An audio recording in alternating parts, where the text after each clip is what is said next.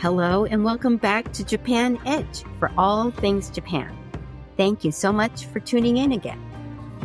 I have finally bought a new, much better, much more expensive mic, so hopefully my voice is sounding a little bit better. For those of you who are listening for the first time, welcome. This podcast channel attempts to explore Japan from various angles, touching upon the latest news or cultural topics with my personal perspectives and analysis. So with that, let's get started, and I hope you'll have fun listening.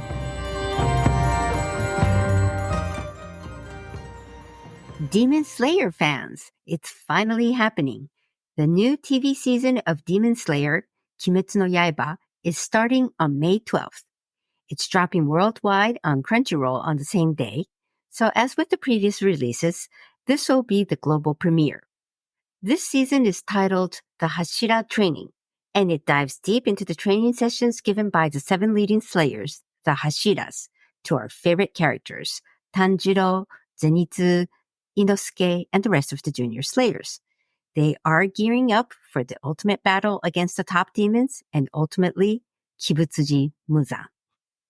Today's podcast episode is not about the Demon Slayer per se. Those of you who have kindly been following my episodes may know by now that I always like to go one layer deeper into a topic. So today I'm going to take a step back and explore the roots of the demons. Demons, known as Oni in Japanese, hold a deep and enduring presence in Japan's culture. I could honestly say that all Japanese child growing up in Japan have at least once read folk tales featuring Oni as central figures. And there are also numerous cultural traditions and religious rituals that are dedicated to warding off the demons. The very beginning of our exposure to the concept of spirit came from ancient China, and it referred to the state of the afterlife. So originally, there were both good and bad spiritual beings. However, when this concept spread to Japan in the 8th century, it became intertwined with Buddhism, which coincidentally arrived in Japan around the same time. In Buddhism, there's a teaching known as the 6th path of rebirth, which describes 6 different worlds that beings fall into based on their karma or actions in previous lives. Now, according to this belief, life is a cycle of rebirth, and individuals are continually born into different realms of existence based on their karma. So we cannot escape from this cycle until we attain enlightenment, and only then can we liberate ourselves from the suffering. In Buddhism, demons are associated with the world of hell, which is one of the 6 paths in this cycle. So, what originally began as a broad concept of afterlife spirits in ancient China came to specifically symbolize evil spirits in the context of Buddhism's teaching on rebirth and karma. And over time, the idea of Oni, the demon, expanded to refer to someone unfamiliar or threatening. This word was first seen in Japanese literature written in the 8th century, referring to pirates and foreigners coming from ashore. But sadly, it was soon used to discriminate those perceived as different from the mainstream, even including babies born with deformities and women seen as prone to jealousy and rage. By the 12th century, demons became the central antagonists in various folktales and were described with specific physical characteristics representing different human sins. There were 5 different colors of Oni: red, blue, yellow, green, and black. The red Oni and the blue Oni appear in folktales the most, the red representing excessive lust and blue representing anger and resentment. Yellow Oni represents weakness, green Oni representing laziness and unhealthiness, and black, excessive grievances. So, as you can see, by this time, the image of Oni, or demons, were pretty much fixed, ugly figure embodying the dark aspects of human nature. Now, going back to the Demon Slayer, the main antagonist, the origin of all evil, Kibutsuji Muzan, was born in the 8th century Heian period, which, as I mentioned earlier, was the time when the concept of oni became prevalent in Japan. So, this story matches with the actual historical myth. Muzan's tale started with a frail human boy desperate for a cure for his illness. He killed his medicine man out of frustration, thinking that his medicine wasn't working, only it was working. Muzan obtained eternal life and magical strength of a demon.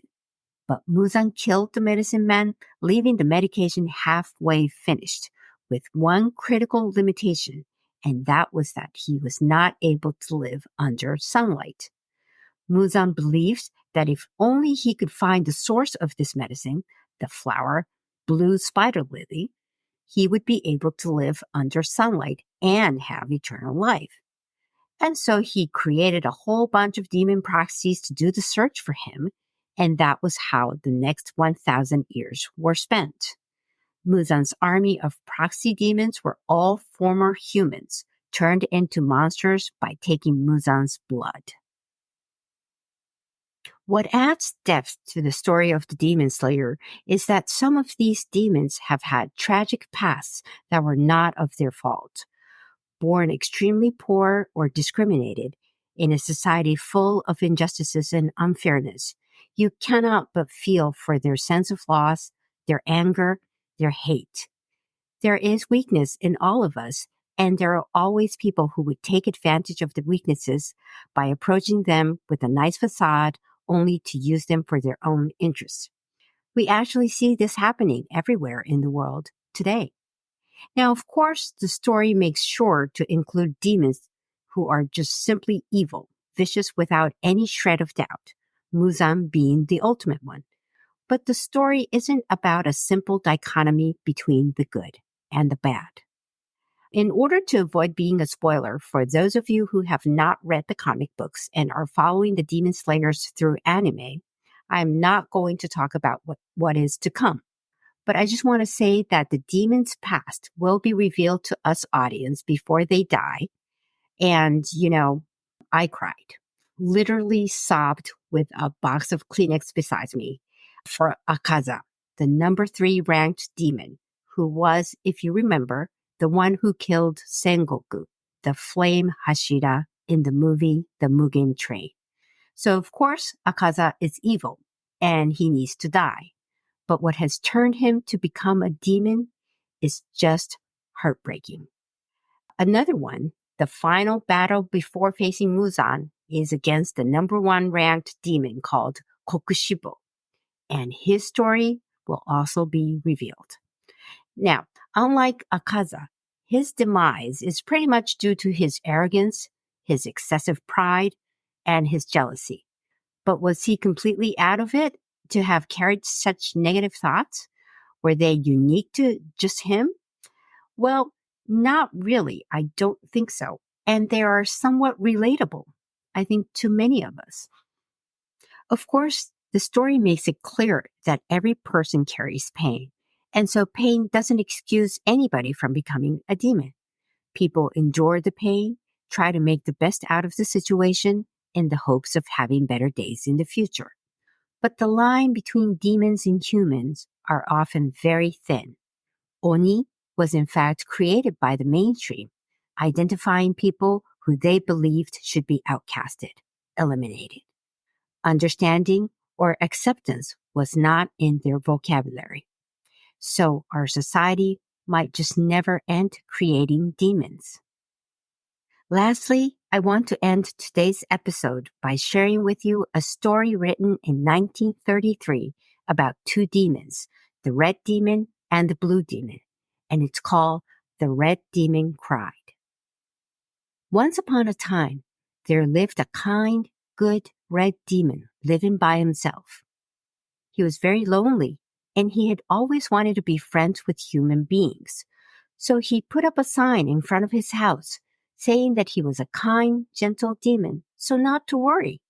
Please come in for a snack and tea. But the villagers were all skeptical. No one trusted the red demon, and the red demon was heartbroken. He visited his friend, the blue demon and asked for his advice. Then the blue demon came up with an idea. He said, "How about me attacking the village and you save the village from me? That way, people would be convinced that you are a good demon." The red demon felt somewhat awkward, but the two went ahead with their plan. Sure enough, the villagers were scared as hell when the blue demon attacked the village, and they were equally thankful of the red demon for saving their lives. The outcome, just as the two demons had planned. So the red demon was accepted by the villagers, and he was happy. But he realized that he hadn't seen the blue demon for a while. The red demon went to visit the blue demon, but he found an empty house, and the blue demon was nowhere to be seen. Then the red demon found a note on the door, addressed to him from the blue demon. The note said this: "I am off to a long journey, because if the villagers see you with me, they would think that you are a bad demon too. I will be far, far away, but I will never forget you. Be happy and take good care of yourself. Your friend always, Blue Demon." The red demon cried. I hope you enjoyed today's episode of Japan Edge. You know, I've been having so much fun preparing for my podcast episodes, and it has really made me think how I feel about certain things and issues. It's almost like rediscovering myself through my own podcast. And I sincerely hope that I'll be able to share many of my thoughts with you going forward. I've also started a YouTube channel where I will be uploading various videos together with my podcast episodes. So please do subscribe to catch the latest stories. So that's it for today. Until next time, またね。さよなら。